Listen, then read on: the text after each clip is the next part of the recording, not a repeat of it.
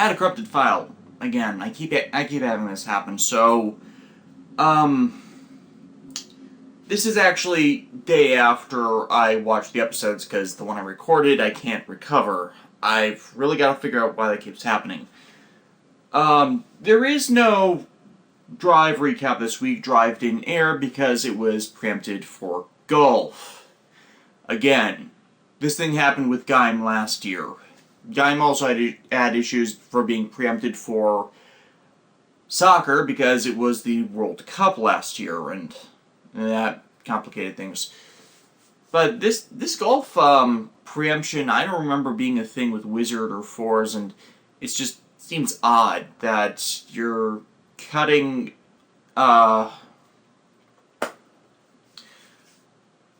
Super Sentai, Kamen Rider, and essentially the Block Bay airing is like early morning, so I don't understand why people would watch early morning golf when most sports programs on weekends usually hit for middle of the day, so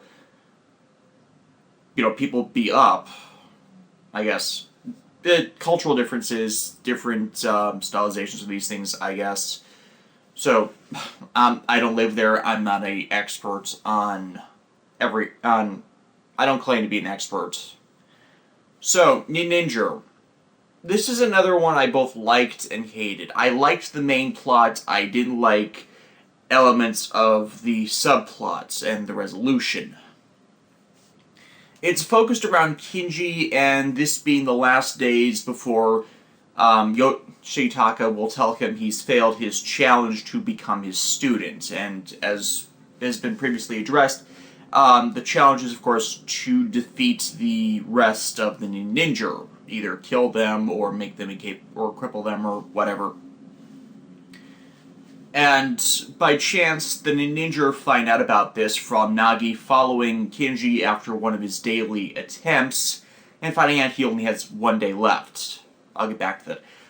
So they're all ready for him to challenge them all day and be fervent about the deadline because, they take it in the form of this is kind of a rivalry. They're after this same thing as well, and Kinji just needs to go a bit farther than them to try and claim the title and get a status as student from their grandfather because he's not of the family. So they're actually being kind of reasonable about this, which I like. Kinji, however, has been conflicted about going through with it because apparently this is part of his character that he's wishy-washy. I'm not exactly sure if that phrase is the correct way to describe it, but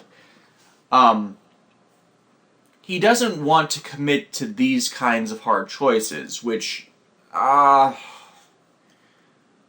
it's not interfering with him doing his job as a monster hunter, and he's not put in a situation where killing humans would actually be a good thing. So it's more justifiable for him to be hesitant about going through with it than, say, Ryuki. Yeah. Kyoemon is still trying to tempt Kinji into an apprenticeship under him. The translators keeps changing what pronoun they use for Kyoemon. It sounds like Kyoemon's a woman. The bulk of the suit isn't exactly certain one way or the other because there's a few feminine stylings, there's a few masculine stylings.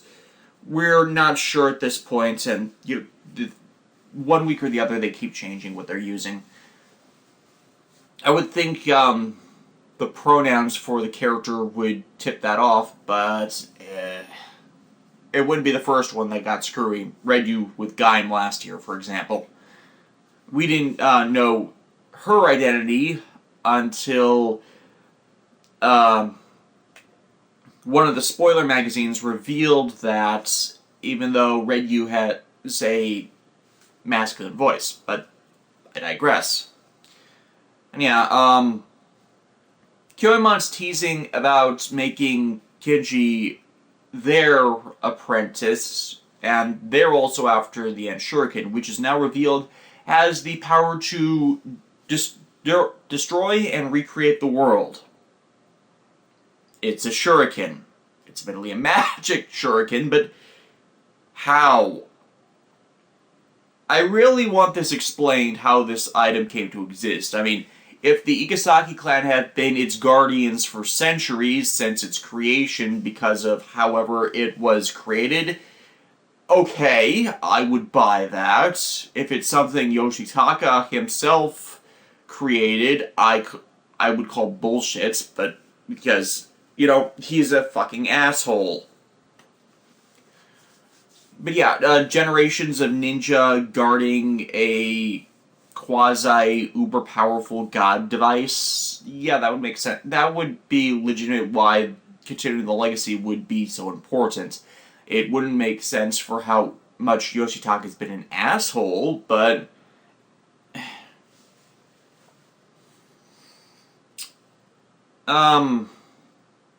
So Kinji is attacked by the Monster of the Week, who has the ability to make people see their greatest fear or moment of despair, and by overlaying it to a shoreline, it makes them walk towards whatever it is to try and prevent it or stop it, but never reach it because they drown first. This is actually relating to a bit of mythological folklore for Japan, like most of the monsters actually, but this is actually one of the more overt, and it's one I know, I should say. That,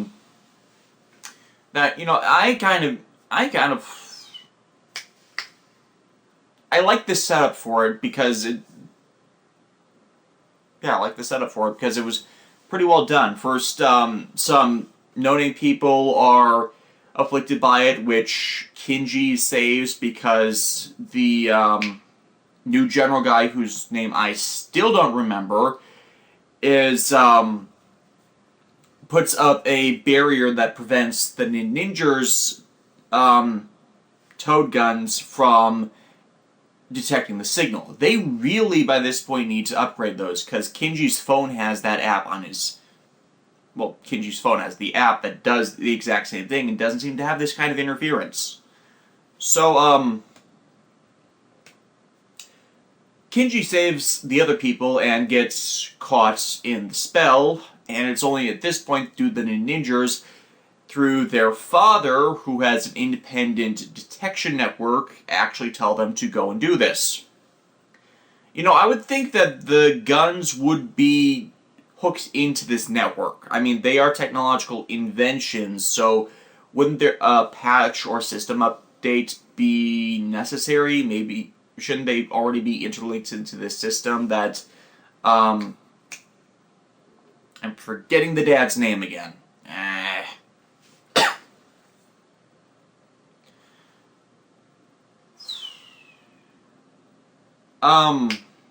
So yeah, they go to save him, and they go to save Kinji from himself, and they figure out the monster's ability by sending in Takaharu as the canary.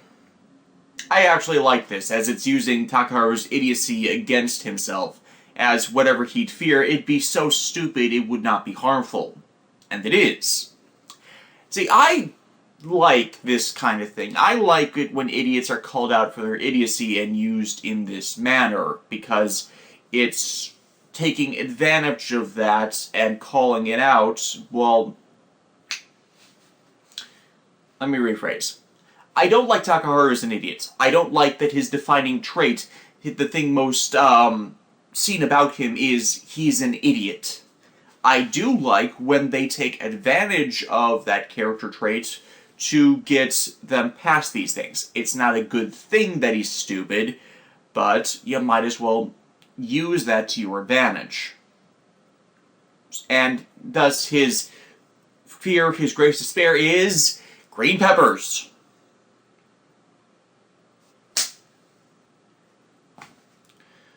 If you really had to do this, to not make him such a shallow character, which is really the root of the idiot thing I despise. That's why certain idiotic characters like Luffy from One Piece don't annoy me. There's depth that, he's just just fun-loving, and there's more to him than being an idiot, is what I keep getting back to, whereas Sentai, their idiot characters don't have much more. And I know I keep saying this every week, but it's true. This is one of the big things that really keeps me from enjoying the show. So, once they figured out the illusions, they're not affected by it, they get and save Kinji, but are able to see his illusion of despair about his family, and about how he lost them to a yokai. So, him being a yokai hunter is honoring their memory, and I think what's being implied is he wanted the End Shuriken to potentially resurrect them from the dead, but he knows that the cost of doing that is a very high price. You gotta end the world. So the reason why he's half-hearted in doing it is because he doesn't want to really kill anyone to get back his family. The costs for doing it are more than it would be to achieve the reward. Now, this is subtextual stuff for the characters, because he keeps trying to progress farther, because even if he doesn't get to the End Shuriken, becoming Yoshitaka's student, it would still be a great way to improve his skills so as to honor his family's legacy without ending up just like them. Maybe possible if he gets his own family together to be able to protect them and not fail in the same manner. Like I said, I'm liking for all this subtext, which really isn't getting much focus at all.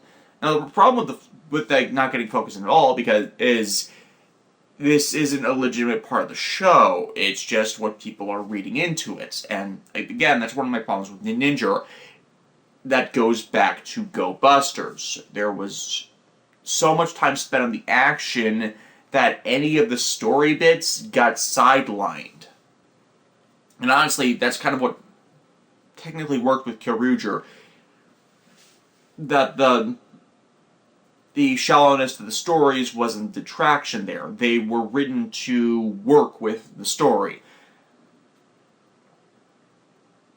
The episodes, I should say.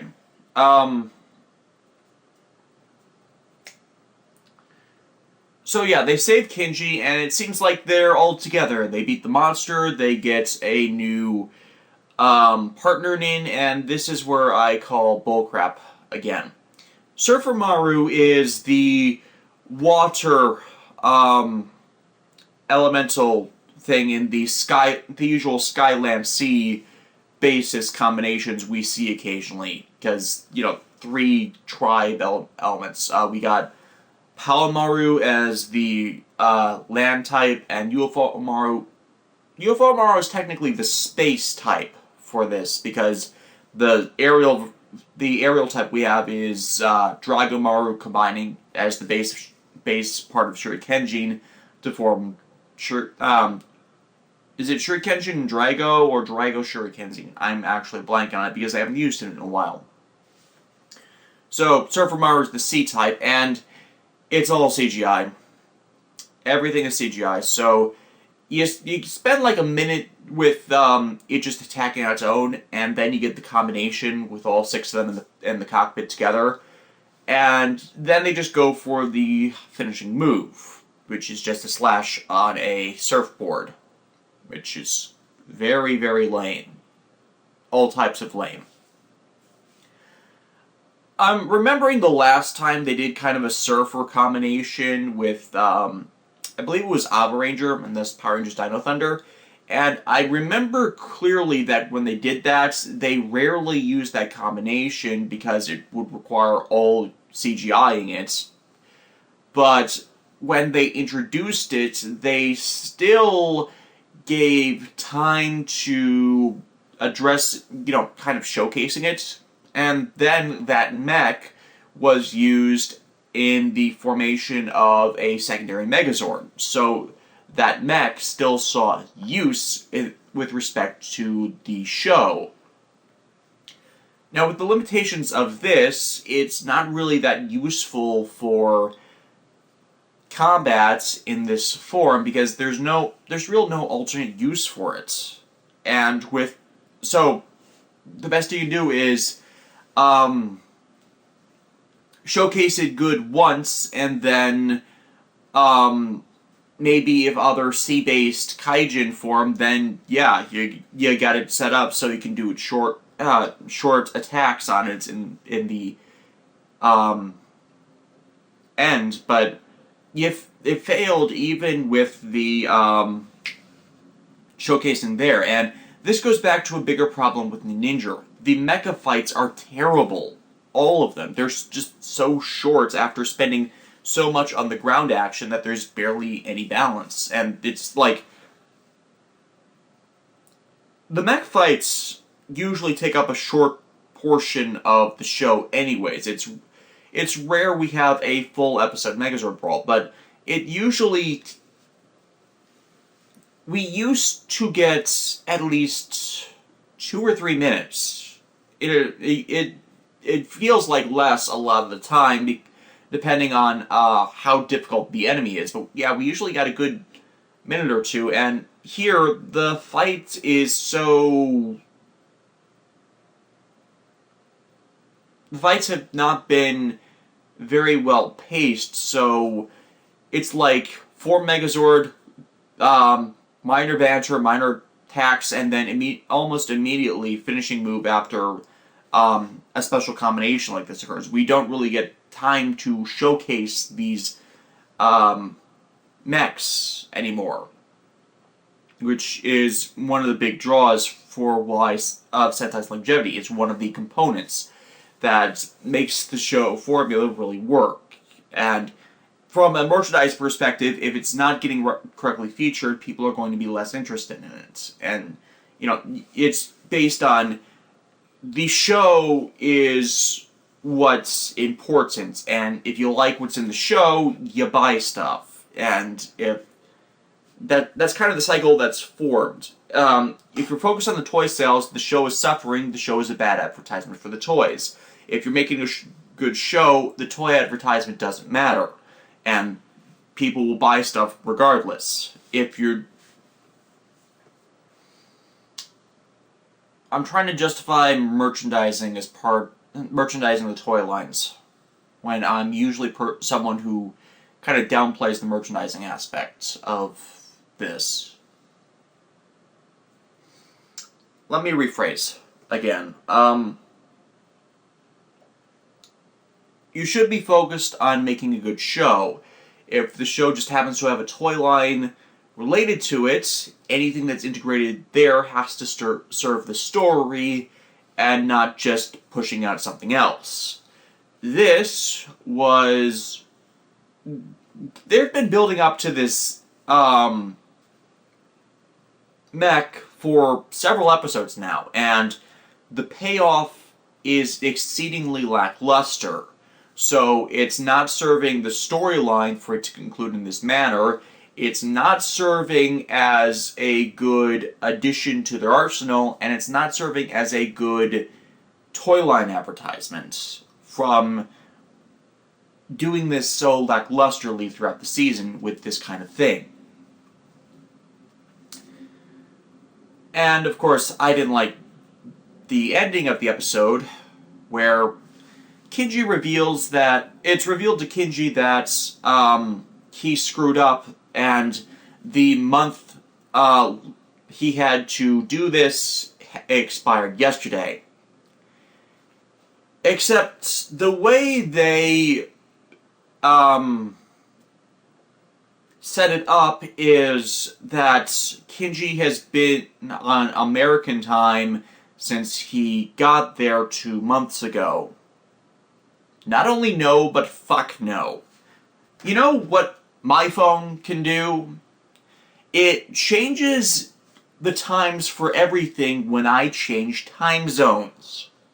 This is my phone that does this. The last phone I had did it. The phone I had before that did it. And that phone I got in 2009 and had for 3 years.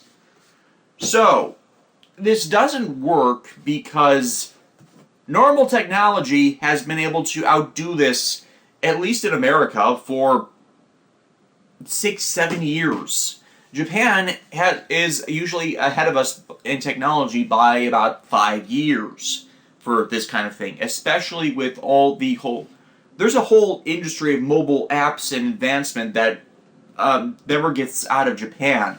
So this doesn't work as it's existing in contrast to an element of reality. A normal person would not be screwed over by this, and yeah, the other part of this is when you tell someone they have a month and they program a date a month in advance.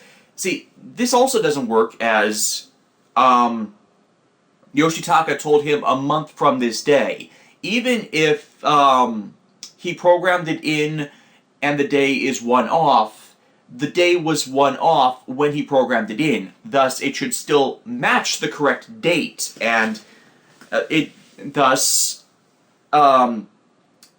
by this whole thing, he's at actually 29 days. If at any point that Kinji said, yeah, I went a day over because I couldn't go through with it, I thought I'd just challenge you as a farewell, if it was justified within the framework of his character as he intentionally did this, I would not have a problem with this. But this is Yoshitaka being an asshole again by this kind of stupid justification that doesn't work from this aspects of, common fucking sense.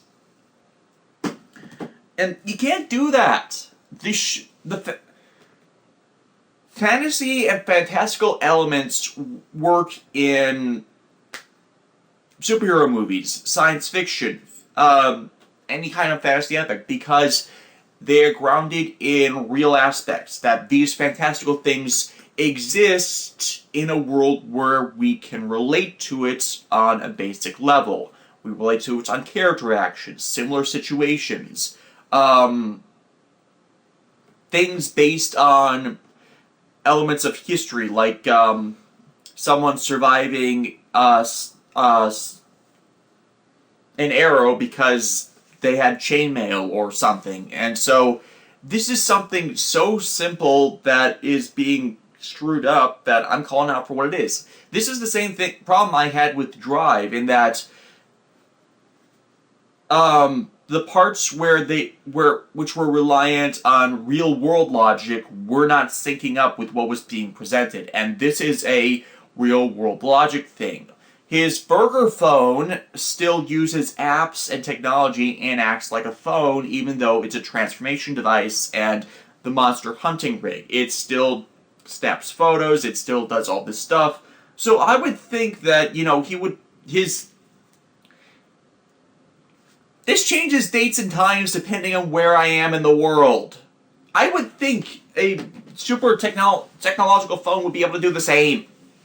So this really fails with me there, when it's just, you could have done it as a character thing and not as some kind of cruel, mocking joke, which is, again, where the show repeatedly fails. The humor isn't,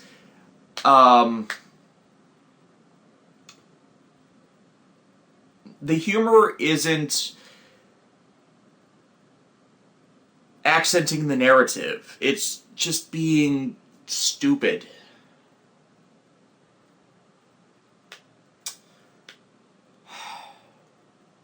And of course, now, from all the Kyoimani Zayoi stuff, we know that even though Starninger is probably going to be gone for a few episodes, he's going to come back as an enemy, and then we'll have this whole plotline of him being indecisive all over again, when, as an alternative, hey, maybe have him leave on good terms with them, or maybe have the ninja convince him to join up with them, and it'll be an all-or-nothing thing, that they'll all still try for it together, even though, Yoshitaka's not training any of them, so maybe they'll just improve as a group, even though they're all rivals. Because they said in the episode that it doesn't matter that they're all striving for the same title that only one of them can get if there's still a level of camaraderie and good-hearted rivalry with them, which is a really good character moment that seems wasted by this ending.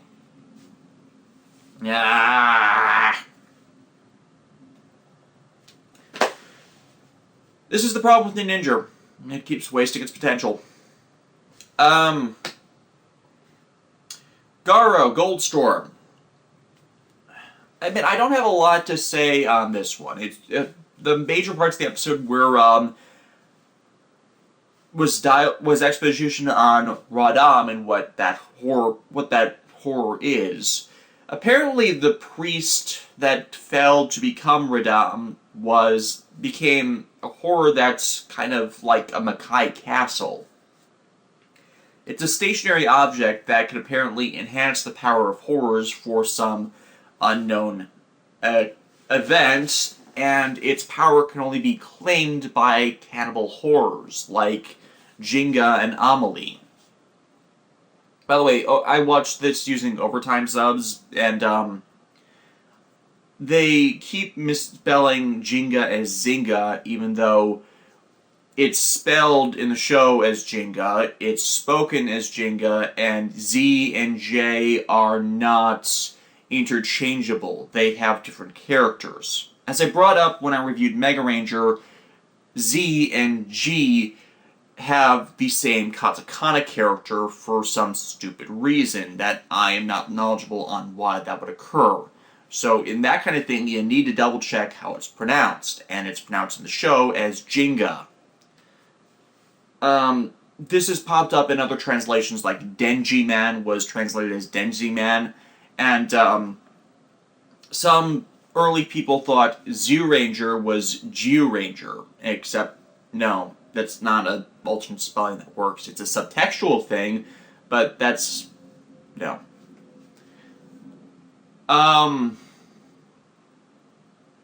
Kyuridric was kind of playing off that same thing, except reversing the in-joke, as they're actually being 10, technically 11 there. Anyways,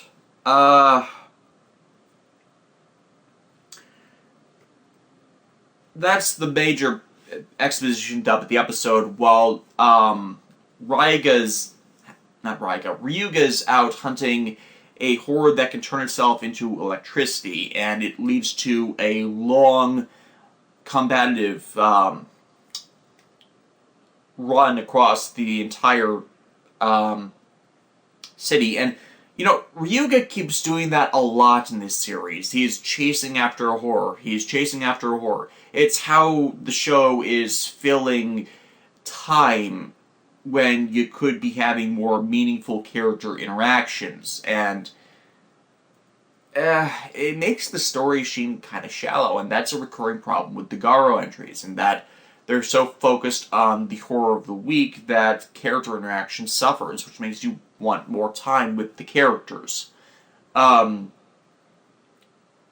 the preceding Garo series I have seen, we usually got a nice opening bit and a decent coda towards those kind of things, which at the very least compensated such about that, which made you feel things were still developing. Whereas in this serialized story, it's still trying to have these. It's not balancing all of the elements correctly between the main storyline, the filler stuff, and how they're serializing it.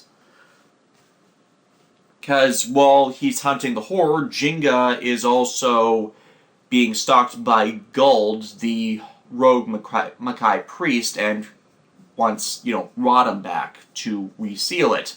And they get in a fight. And I really like the fight between Jinga and Gold, as, well, Jinga is Masahiro Inoue, so I expect the Destroyer of Worlds to be a badass, and Jinga is a badass. While Gold is all over the place trying to frantically attack and be distractive, and Jinga's barely moving. He's, perfectly sensing and detecting the attacks, and it's good accenting to show how the difference in power between a Makai priest and a horrified Makai knight, which we also saw from preceding episodes versus Ryuga versus Jinga, and then Gold versus Ryume, that there's a difference in capabilities. Ryume beats Gold as a Makai priest, but Jinga is so out of Gold's class, it's not even capable difference. The only thing Gold has is subversive tricks, and none of which he used against Jinga, which is why he lost. He just went after him hand on hand and had his abilities to use his Makai Priest abilities completely hindered. So yeah, we're getting more exposition on Radan, and that builds the next part of the series, which I believe is going to be fighting other cannibal horrors, and likely why Jinga and Amelie were trying to mass produce horror-infected humans, so that this place would be a hive of horrors for horror-eating horrors to come in and then, try and compete for Radan, and thus be prey to whatever big plan Jinga and Amelie have. At least that's my theory. And it seems to be backed up by the electric horror that Ryuga is fighting, being another cannibal horror. I didn't like the fight between Ryuga and that thing, by the way, mainly because with all the electricity it's blasting around, it kind of gets subversive in how it defeats it, and I'm just thinking that is a stupid plan for a Makai Knight. Because he intentionally gets himself electrified, then transforms into the Garo armor, and then somehow channels the electricity into the sword, which fires a electric blast that turns into a wolf, and no, that went too far for me. I mean, it would have been so much easier to just say something about grounding its power, or insulating its power by, I don't know, maybe, I'm forgetting the damn thing's name. Zaruba. Maybe Zaruba has a trick in how to protect or nullify the electricity by first, understanding its current, because Zaruba's done that in the past. And instead it seems like a very, very stupid plan that should have gotten Ryuga killed. Or maybe, the Garo armor, despite being soul metal, has some type of conducting ability that makes that possible, but it's not said. And the entire time I was watching the fight, I kept thinking, push her into the river that's behind her. Kind of, evade her attacks, throw whatever metal it is away to conduct the blows away from yourself, and it never happens. It just, no, you're going to elaborate on this whole showcasing why he's a badass without justifying that this would even work, when the simple solution is to kick the horror that's electrified into water, which will short out its charge. Hell, maybe even put it near death just from that, where you just need to stab it, and why? This really, as you can tell, didn't work for me, and I checked the wikis, and this writer that's writing it, it's not Keita Amamiya, it's one of the writers' room that's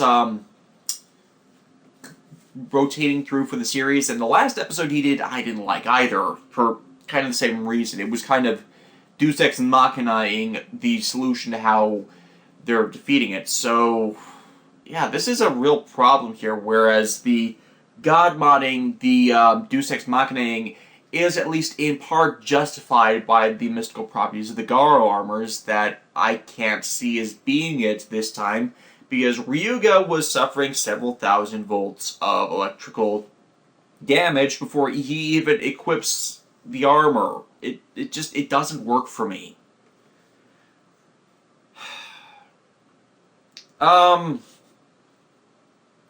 Bit of a heads up, I'm going to start posting some other content to the page, to the YouTube page. If you've been following my Blibber Daily Motion, more of my dual networking collaborative Let's Plays are going to start showing up there. For those who've only seen my stuff on YouTube, it's essentially a Let's Play series using the online Yu-Gi-Oh! Apps, because I like Yu-Gi-Oh! And I like the card games and all that. Still planning to start cross-posting over older reviews. I just need to review them, as in, take a look at them, not as in, review the content all over again. I need to make sure nothing's going to get flagged by Content ID, such as taking out my opening sequences, removing some copyrighted music and replacing it with DRM stuff I've purchased the rights to use, and make sure clips aren't more than 10 consecutive seconds. That seems to be the three things my associates / friends that also use YouTube say are the big things that kill them, aside from, companies being dicks. And with Toei and most of the other Japanese companies being big dicks about any of their stuff on YouTube, it's inconsistent, but I always get hit. I'd rather not get a suspension again right after I got my suspension lifted. I've had 7 YouTube accounts. I don't want to give this one in and go for an 8th, so that's why I keep delaying on doing that. I'm able to have everything, well, almost everything up on Daily Motion because they don't murder your account to just remove a video. They just remove the video. Admittedly, you try and repost it and claim it's not something that applies to DMCA. It's complicated. But yeah, that's why I like Daily Motion for a secondary source and not so much YouTube. Plus, I get more per view out of Daily Motion than I do YouTube. That's it. I will see you all next week.